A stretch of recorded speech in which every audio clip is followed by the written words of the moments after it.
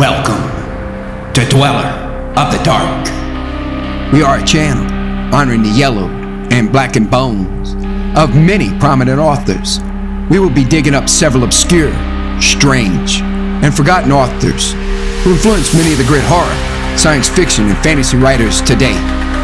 More tales of the horrifying, obscure, strange, and forgotten are climbing out of the tombs. Subscribe, comment, like, donate, or I'll send the devil of Black by you to rip your head off, as we did the like button. Unknown horror masters, send us ghoulish delights for the Skull and Bones collection. Your pound of writer's flesh will feed our ghouls.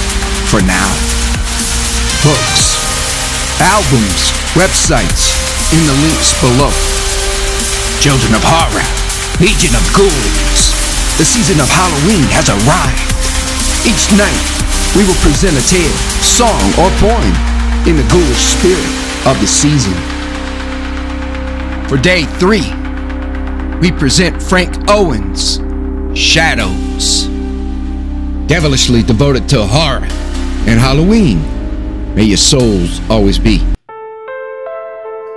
Shadows by Frank Owen, first published in 1924. In abject terror, Todd Grogan crouched on the stairs. The house was in utter darkness, supposedly deserted. Yet down below, he could hear the sound of someone moving stealthily about. Cold perspiration broke out on his forehead as though his brow were a sieve.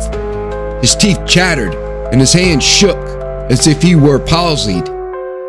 In the great folds of blackness which enveloped him like a shroud, nothing could be discerned. From the bleak and barren mountain solitudes, the wail of coyotes drifted to his ears. But from the room below came a sound still more terrible, the faint rustle of someone moving cautiously about. Todd Grogan was a fugitive from justice. In fact, he had always been a fugitive. Since earliest childhood, he had fought incessantly against shadows, and now he was menaced by the greatest shadow of all. Folks used to say of him, "He is afraid of his own shadow." But what no one suspected was that he was afraid of everybody else's shadow as well. When there were no shadows, Todd Grogan was fearless, but where they existed, his terror was boundless. The fears which he had encountered during his lifetime had made of him a pitiful wreck. Fears nonetheless frightful because they existed only in his own twisted mind. And then there had come a day which had marked a nauseating climax in his life. He had killed a man in a fit of temporary insanity up in the hills, where the huge pine trees loomed up to meet the sun like great gaunt specters, when the ground was covered with frozen snow, which crunched beneath his feet like breaking bones. He had been lost for 3 days and nights. During the hours of sunlight, he had been far from valiant, but as the shadows of evening crept down over the purpling hills, fear drove him absolutely mad, and he raced through the weird, eerie forest, shrieking like a madman. Thus, he raved and tore about through the echoing woods until he fell exhausted. Then one night, as he rushed through the mountains in the pitch blackness, he had run full tilt into a man. With a cry of horror, Todd Grogan drew his knife and struck. When the authorities found him, he was still chopping away at the shapeless, lifeless body. Several days later, he was given a perfunctory trial, convicted of murder in the first degree, and thrust into prison. His guilt was established. The trial was merely a legal formality. Then followed dreary hours of solitude, unbroken save when the old guard brought him food. At night, he lay on his cot in the dark prison cell, waiting for the dreaded hour that would rob him of life. his mind a chaos of fantastic emotions. He wondered about death.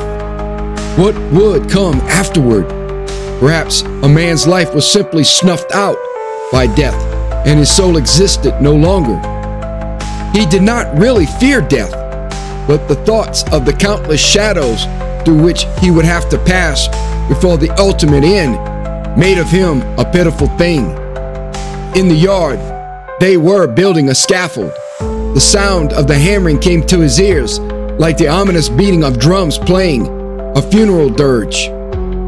Only a few more days and the black cap would be placed over his eyes, and he would be led out like a beast to be strangled in the presence of a few friends of the state who had been invited to witness the event.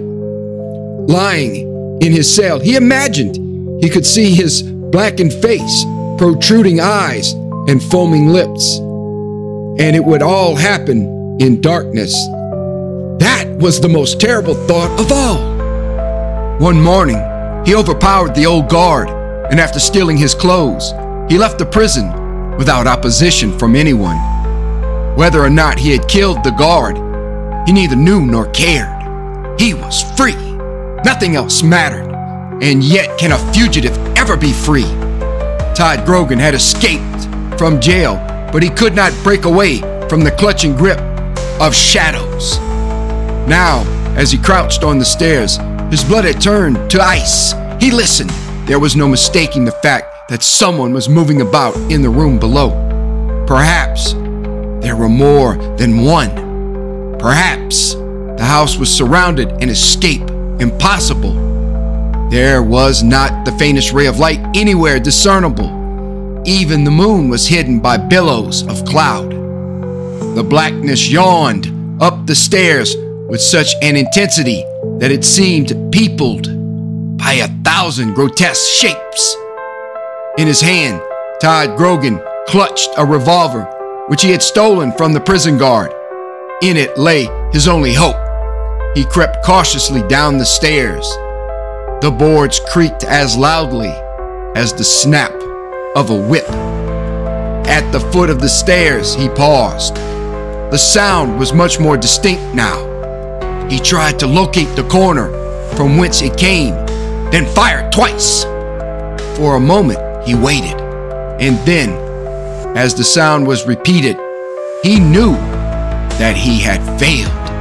Again, he fired, once, twice, 3 times, but the sound continued. He had only 1 cartridge left. He hesitated for a fraction of a second only, then placing the revolver to his temple, he fired the last cartridge. And now, the moon broke through the clouds and shone softly into the room. Todd Grogan's body lay in the direct path of the light. His glazed eyes seemed turned toward the moon.